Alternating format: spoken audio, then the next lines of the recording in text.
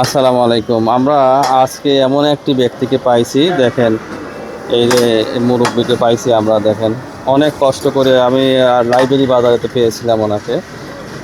কষ্ট করে আসছে এখানে সামান্য কিছু আর কি আমার তরফ থেকে আঙ্কেলকে কিছু দেওয়ার জন্য চেষ্টা বলছিলেন যে 5 কেজি আটা আছে আমার কাছে, যে আপনি যদি নিতে চান তাহলে আমার কাছে আসেন। তা আসলে উনি একেবারে অসহায়, দেখতেই পাচ্ছেন যে এই অবস্থায় সে মানুষের দ্বারে দ্বারে বাজারে গিয়ে সে টাকা নেয়। সে কয়েকবার অসুস্থ হয়ে গেছে এবং স্ট্রোক করছে, পাগুলো অবেশ হয়ে গেছে, সে চলতেই পারে না।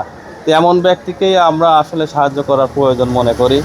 যারা এই ভিডিওটি দেখছেন তারা অন্তত তার এই বাস্তব চিত্র দেখেন।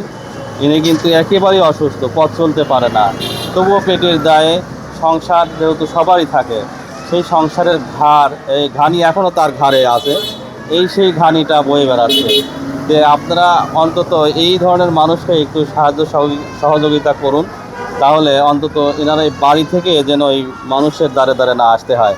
আপনারা এই যোগাযোগ করবেন আমার সঙ্গে, এবং লাইব্রেরি বাজারে মাঝে মধ্যেই উনি আসে। তো এনাকে সাহায্য করতে চাইলে আমি আমার পক্ষ থেকে কিছু সামান্য পরিমাণে 5 কেজি আটা আমি ছিল, তো কাকে দেবো ভাবতেছিলাম। তো আমি আঙ্কেলকে পেলাম এবং আঙ্কেলকে বললাম যে আঙ্কেল আসেন, আমার কাছে 5 কেজি আটা আছে, তা আপনি যদি নেন তাহলে আসেন। তা আমি আমার এই পক্ষ থেকে 5 কেজি আটা নিলাম। আসসালামু আলাইকুম। ওয়ালাইকুম আসসালাম। আঙ্কেল, আমি আসলে তো একেবারে সামান্য পরিমাণের আটাটুকু আর কি, যতটুকু আপনার উপকারে আসে। তা আপনার পরিবারে কয়জন আছে? 4 জন। দেখছেন না, পরিবারে 4 জন আছে, আয়ের কোনো উৎস নাই। ইনি আগে কি করতেন আপনি? আগে রিক্সা চালাতাম, 12 পাটি কাম করতাম।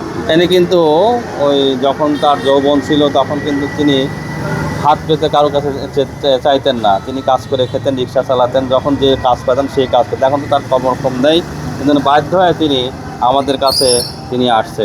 তো আপনারা অবশ্যই এই ভিডিওটি বেশি বেশি করে শেয়ার করবেন, এবং আমি যেন এই ধরনের মানুষকে আরও বেশি বেশি করে দিতে পারি সেই দোয়া করবেন। সবাই ভালো থাকবেন। আল্লাহ হাফেজ।